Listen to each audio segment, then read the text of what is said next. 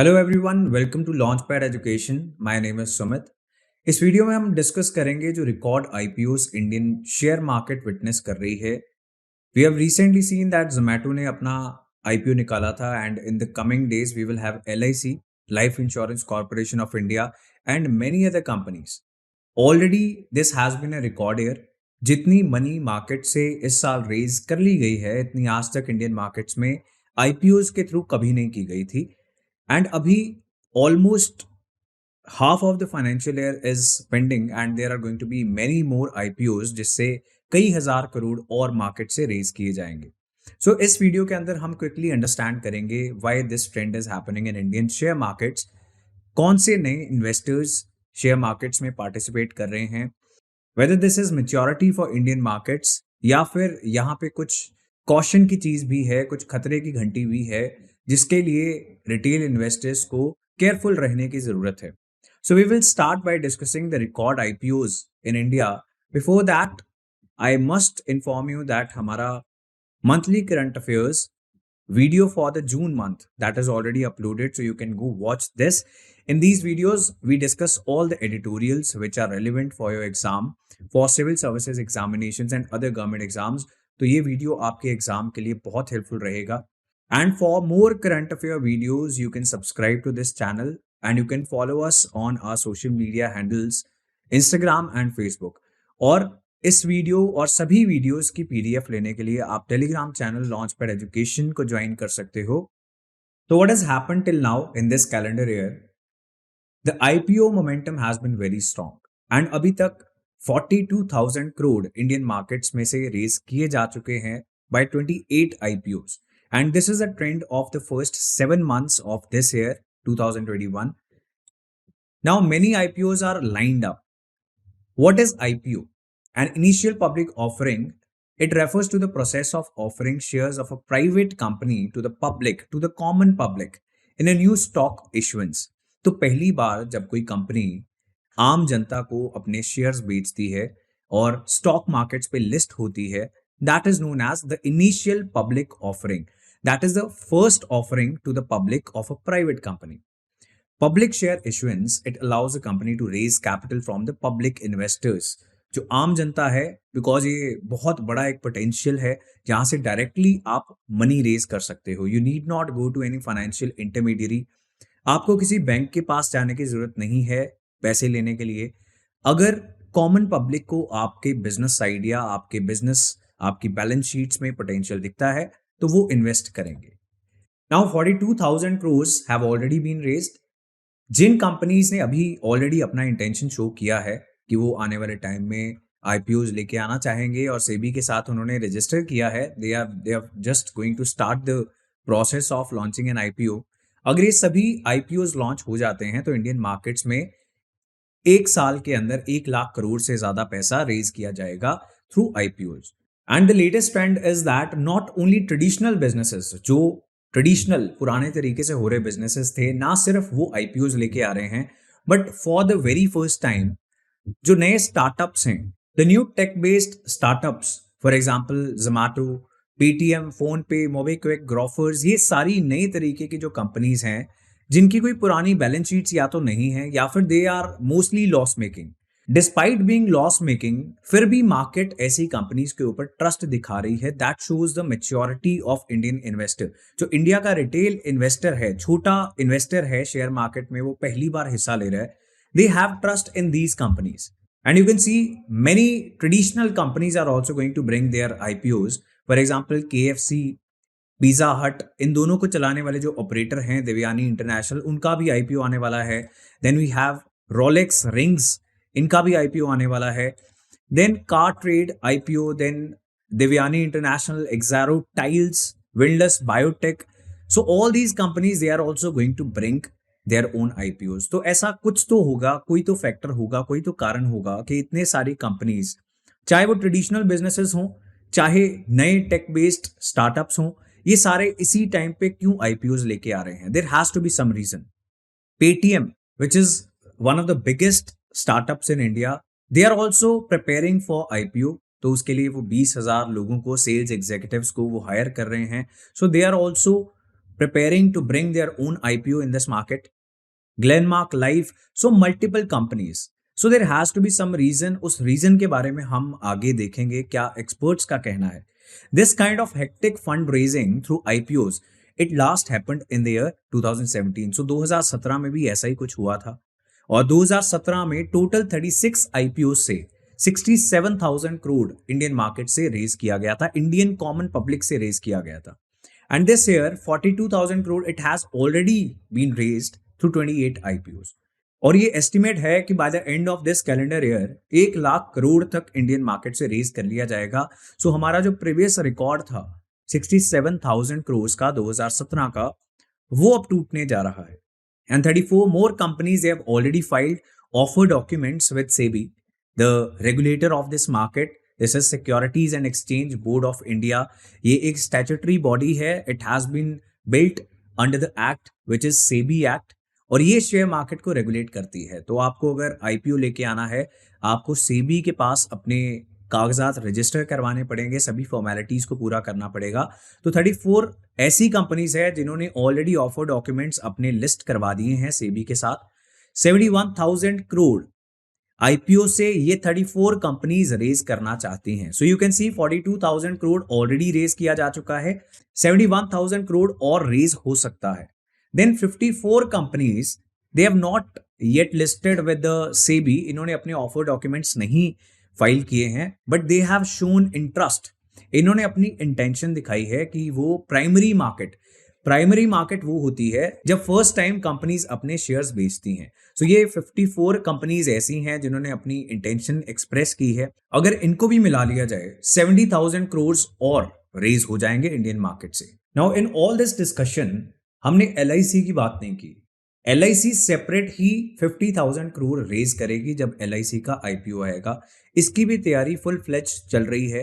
Government of India ने कुछ SBI का IPO हैंडल करने वाले लोगों को LIC के लिए हायर किया है, and they are going to handle this IPO of Life Insurance Corporation, India की सबसे बड़ी इंश्योरेंस कंपनी. तो 50,000 करोड़ ये सिर्फ एक IPO रेज करेगा.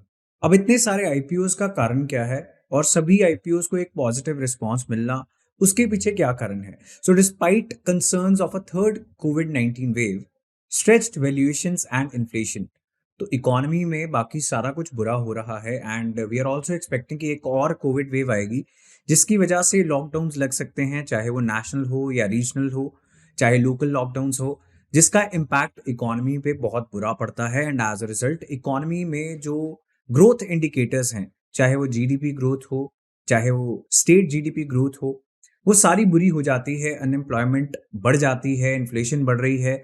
सो बावजूद इन सब चीजों के, why is it that the market is showing an appetite for IPOs? Now presently जो इन्वेस्टर्स का माइंडसेट है that is of seize the opportunity, कि ये मौका हाथ से जाने नहीं दिया जा सकता. ये ऐसे IPOs हैं, ऐसी कंपनीज के IPOs आ रहे हैं that if you miss this you will miss a lot of growth.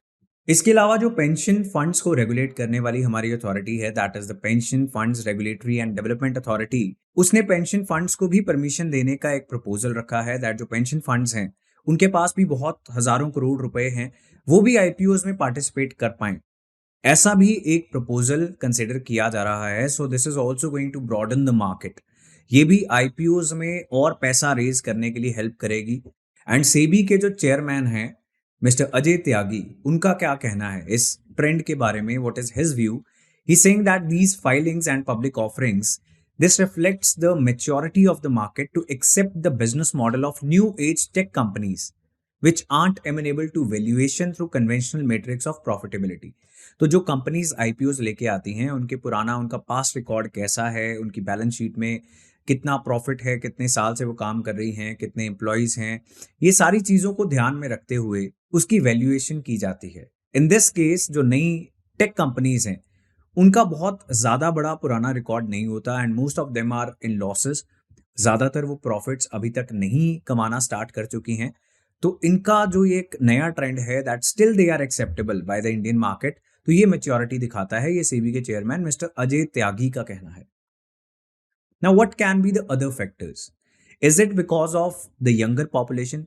India is one of the youngest countries of the world, तो शायद ये रिस्क टेकिंग पॉपुलेशन है, इनकी रिस्क टेकिंग एबिलिटीज ये थोड़ी ज्यादा है। बिकॉज एक जमाना था जब एफडीज एक सेफ इन्वेस्टमेंट का ऑप्शन माना जाता था, एंड नाउ डेज एफडी में पैसे रखने का मतलब है अपने पैसे का नुकसान करवाना। यही कहना है कुछ स्टार्टअप फाउंडर्स लाइक nearby.com के जो फाउंडर हैं, वो कुछ वीडियोस में ये बताते हैं दैट एफडीज में अगर आप अपना पैसा रखते हो तो आपके पैसे का नुकसान हो रहा है, you are not gaining anything. उसका क्या कारण है? जितना आपको रिटर्न एक फिक्स्ड डिपॉजिट में मिलता है उससे ज्यादा इन्फ्लेशन का रेट है, so you are not gaining anything as a result. और ये जो नया इन्वेस्टर है, जो ये यंगर पॉपुलेशन है, ये स्टॉक मार्केट को उस नजरिए से नहीं देखती जिस तरीके से पुरानी जनरेशन देखा करती थी कि स्टॉक मार्केट में जाने का मतलब है कि अपना सारा पैसा बर्बाद कर लेना। So this younger population, the awareness and the research that this younger population is doing, then risk taking abilities, then middle class की aspirations, middle class grow करना चाहती है और तेजी से ग्रो करना चाहती है, और यही आईपीओस करते हैं। जब पहली बार किसी कंपनी की वैल्यूएशन करके उसके शेयर्स मार्केट में लाए जाते हैं तो बहुत सारे लोग उसे खरीदते हैं, and this investment sometimes it doubles. So what, why is this market talking about IPO so much? Because everyone likes quick money, सबको जल्दी पैसा कमाना अच्छा लगता है, एंड आईपीओज ने ऐसी क्विक मनी डिलीवर की है। For example, this is one example, Tatva Chintan pharma, इनका एक आईपीओ आया था, एक फार्मास्यूटिकल कंपनी है, और इन 2 weeks, in less than 2 weeks पैसे डबल हो गए। सो अभी तक तो ऐसी फ्रॉडलेंट स्कीम्स मानी जाती थी। जिन लोगों ने इस कंपनी के आईपीओस को खरीदा, शायद उनकी वैल्यूएशन कम हो गई होगी, वॉट एवर द रीजंस वर, तो उनके पैसे डबल हो गए। तो अगर किसी ने 10 लाख रुपए लगाए थे तो 2 हफ्तों से कम के समय में वो 20 लाख हो गए।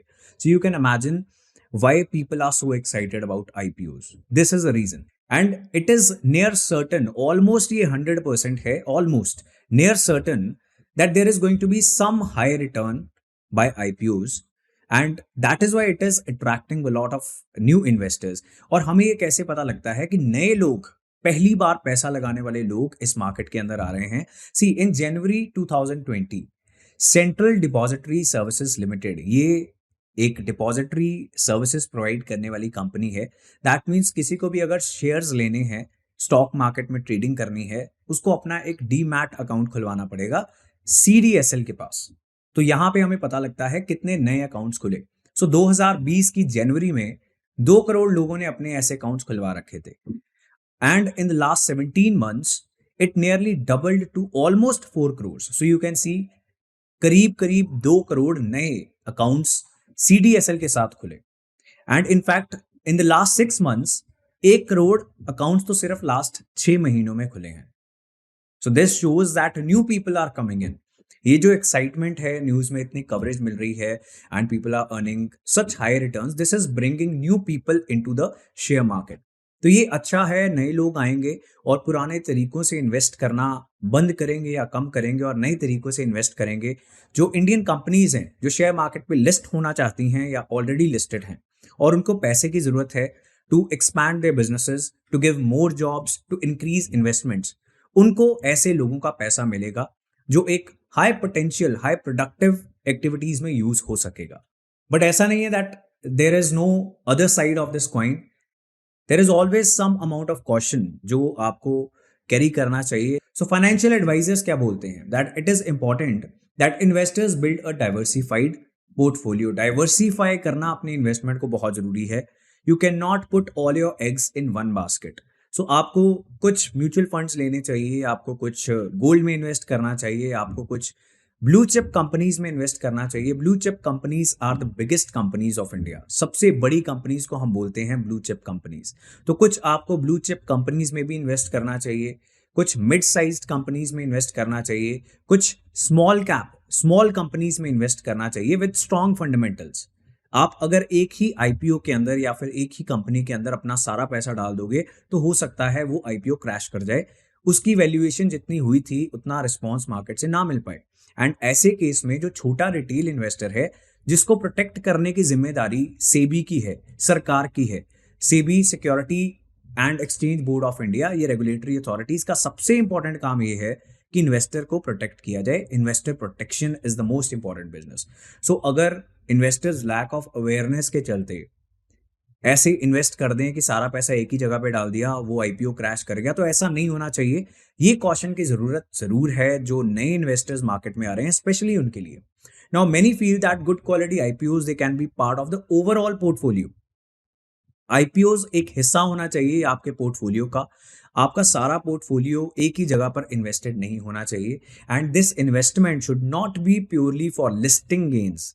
जब कोई भी कंपनी के शेयर्स पहली बार लिस्ट करते हैं तो बहुत रेज करते हैं because people are trying to buy it, और जब डिमांड बहुत ज्यादा होती है तो उसके प्राइसेस बहुत तेजी से बढ़ते हैं। तो आपको आईपीओस के अंदर सिर्फ इस मुनाफे के लिए नहीं आना चाहिए। You should be investing in IPOs in these companies for medium to long term. So ये एक हेल्दी इन्वेस्टमेंट प्रैक्टिस है।